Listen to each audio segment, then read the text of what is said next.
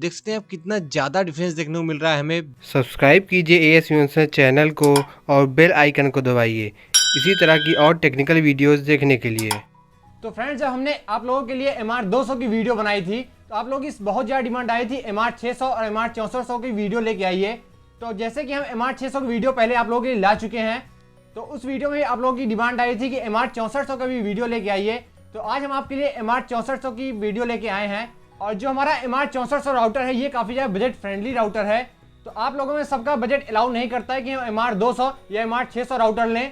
तो ऐसे में अगर आप MR 6400 राउटर लेते हैं, क्योंकि ये काफ़ी ज़्यादा बजट फ्रेंडली है, तो इस MR 6400 से आपका काम हो जाएगा या नहीं, तो इन सारी चीज़ों के बारे में आपसे इसी वीडियो में बात करने वाला हूं। तो इस वीडियो में इसकी unboxing, setup and uncut speed test करने वाले हैं। तो फ्रेंड्स, अगर अभी तक आपने मेरे चैनल को सब्सक्राइब नहीं किया है, प्लीज़ चैनल को सब्सक्राइब कर लीजिए और वीडियो को अंत तक जरूर देखिएगा। और वीडियो पसंद आए तो वीडियो को लाइक करना बिल्कुल मत भूलिएगा। तो चलिए बिना देरी के इस वीडियो को हम स्टार्ट करते हैं। नमस्कार दोस्तों, मेरा नाम है आयुष और आप देख रहे हैं आपका अपना YouTube channel as invention.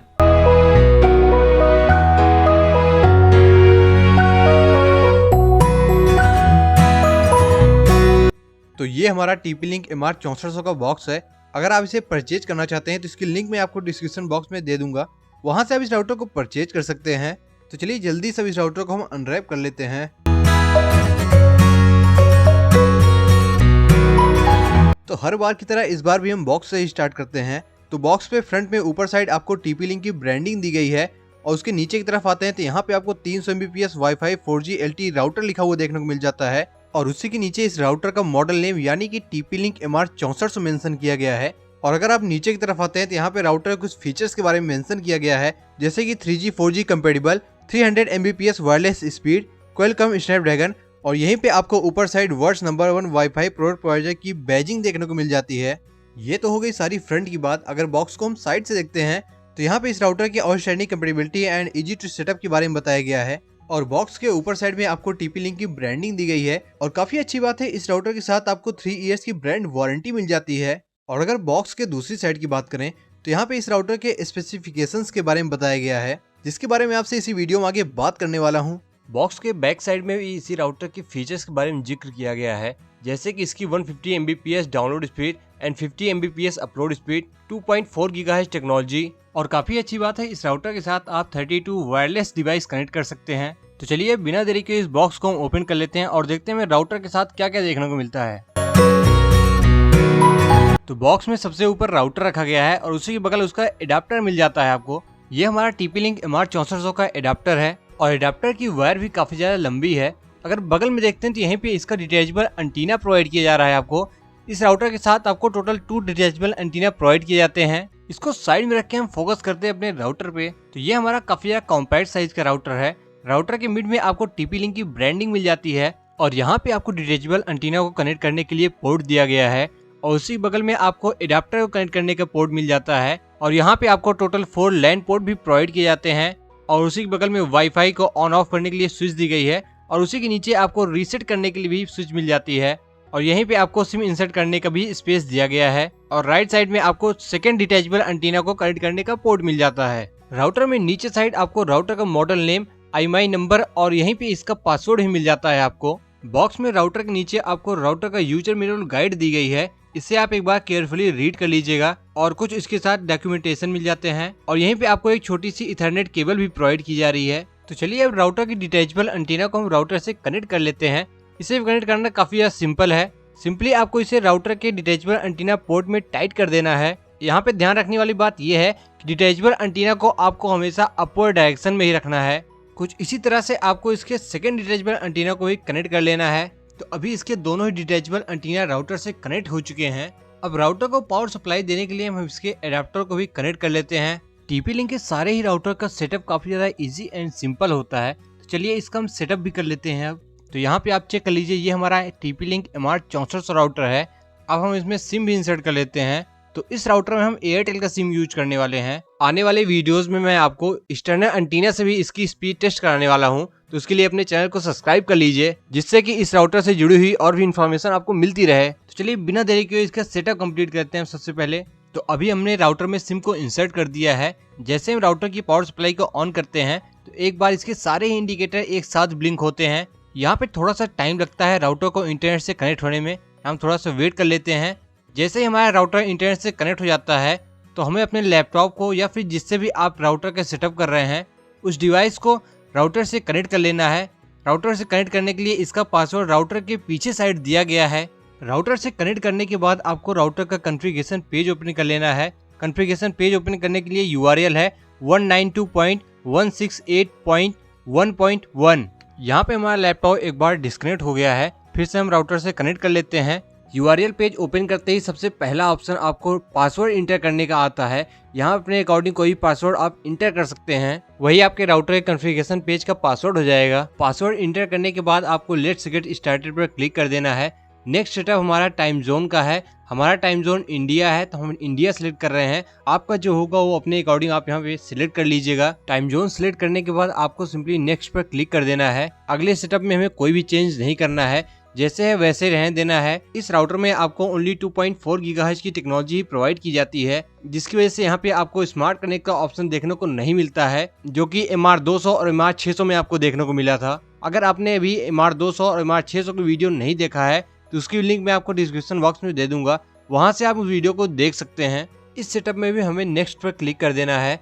Next पर क्लिक करने के बाद सक्सेस लिखा हुआ आता है, यानी कि ये प्रोसेस हमारा डन हो चुका है। अब बढ़ते हैं हम अगले प्रोसेस की तरफ। अगला पेज जो हमारे सामने ओपन होकर आता है, यहाँ पे आप देख सकते हैं कि हमने इसमें एयरटेल का सिम इंसर्ट किया हुआ है और बाकी भी कुछ इन्फॉर्मेशन आपको यहाँ पे प्रोवाइड की जा रही है। यहाँ पे हमें नेक्स्ट पर क्लिक कर देना है। तो हमारे राउटर का सारा सेटअप यहाँ पे डन हो चुका है। अब जो अगला प्रोसेस है वहाँ पे अगर आप TP-Link की ID यहाँ पे लॉगिन करना चाहते हैं तो लॉगिन कर सकते हैं, या फिर लेटर पे क्लिक करके आगे बढ़ सकते हैं। तो यहाँ पे हम लेटर पे क्लिक कर देते हैं, बाद में हम ID लॉगिन कर लेंगे। तो अभी हम राउटर के होम पेज पे पहुंच चुके हैं। यहाँ पे आप चेक कर लीजिए हमारा राउटर इंटरनेट से कनेक्ट हो गया है और ये हमारा TP-Link MR6400 राउटर ही है। यहाँ पे बेसिक में आपको सिम के मैसेजेस और वायर्ड एंड वायरलेस तरीके से कितने डिवाइस हमारे राउटर से कनेक्टेड हैं उसका भी ऑप्शन यहाँ पे आपको देखने को मिल जाता है।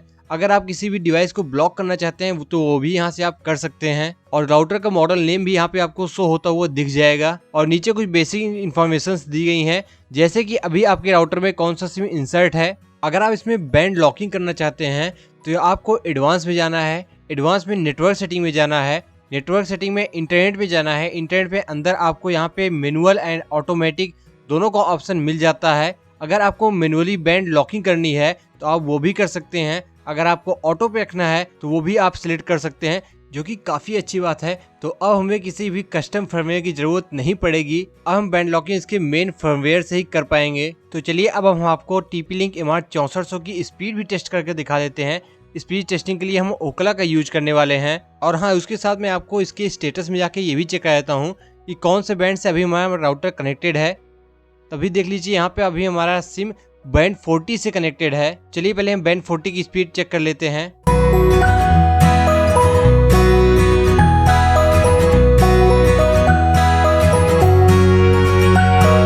यहाँ पे आप देख सकते हैं बिना बैंड लॉकिंग किए हमारे MR64 की बैंड 40 पे जो स्पीड आई है वो डाउनलोड स्पीड 10.05 Mbps है और अपलोड स्पीड 1.03 Mbps है और पिंग 30 ms की है। तो चलिए एक बार हम बैंड लॉकिंग करके भी चेक करा देते हैं कि बैंड लॉकिंग करने पे कितनी स्पीड में देखने को मिलती है। तो अभी हमने आपको बैंड 40 पे चेक कराया है, अब हम आपको बैंड 3 पे भी चेक करा देते हैं। बैंड लॉकिंग करने के लिए वापस से आपको राउटर के कॉन्फ़िगरेशन पेज पे आ जाना है।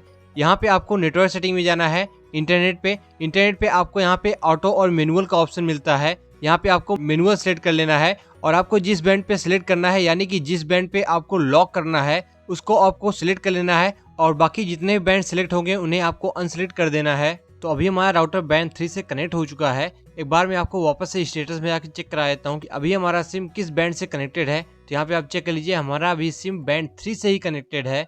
चलिए हम बैंड 3 की भी स्पीड अब चेक कर लेते हैं।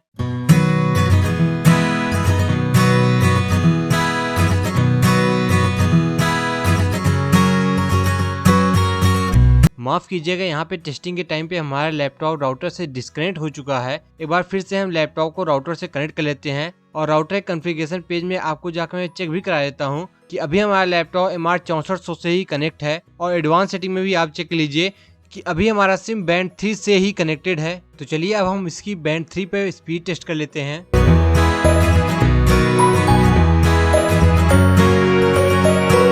तो यहाँ पे आप देख सकते हैं बैंड 3 पे जो हमारी डाउनलोड स्पीड आई है वो 20.73 Mbps की आई है और अपलोड स्पीड 6.38 Mbps की आई है और पिंग भी 27 ms की आई है। देख सकते हैं आप कितना ज़्यादा डिफरेंस देखने को मिल रहा है हमें without band locking and band locking पे। और हाँ, आने वाली वीडियोस में मैं आपको इसकी एक्सटर्नल एंटीना से भी स्पीड टेस्ट कराने वाला हूँ, तो उसके लिए अपने चैनल को सब्सक्राइब कर लिए जिससे कि इससे रिलेटेड और भी इंफॉर्मेशन आपको मिलती रहे। तो अगर आपकी बिल्कुल नॉर्मल बेसिक रिक्वायरमेंट है तो आप बिल्कुल इस राउटर पे जा सकते हैं। तो अगर आपका बजट थोड़ा सा फ्लेक्सिबल है तो आप 1000 रुपीज़ लगा के MR200 पे जा सकते हैं, क्योंकि उस राउटर में आपको 5 GHz की टेक्नोलॉजी भी मिल जाती है, लेकिन इसमें आपको केवल 2.4 GHz ही प्रोवाइड किया जाता है। लेकिन फिर भी अगर आपको मेरी बातों पे थोड़ा सा डाउट लग रहा है तो अगली वीडियो में इन दोनों के डिटेल कंपैरिजन की लेके आने वाला हूं। उसमें आपके सारे ही डाउट क्लियर हो जाएंगे कि आपको MR6400 लेना चाहिए या फिर अपना MR200 लेना चाहिए। अगर आप इन राउटर्स को परचेज करना चाहते हैं तो इन सारे ही राउटर की मैं लिंक आपको डिस्क्रिप्शन बॉक्स में दे दूंगा, वहां से आप इस राउटर को परचेज कर सकते हैं। तो अगर ये unboxing, setup and uncut speed test video आपको पसंद आई हो तो वीडियो को लाइक करना बिल्कुल मत भूलिएगा। अगर अभी तक आपने हमारे चैनल को सब्सक्राइब नहीं किया है, सब्सक्राइब भी कर दीजिए और उसके बगल में आ रही बेल आइकन दबा दीजिए, जिससे आने वाली नई वीडियो का अपडेट सबसे पहले आपको मिलता रहे। तो फिर मिलते हैं एक और मजेदार वीडियो के साथ, तब तक के लिए बाय बाय, टेक केयर, जय हिंद, वंदे मातरम।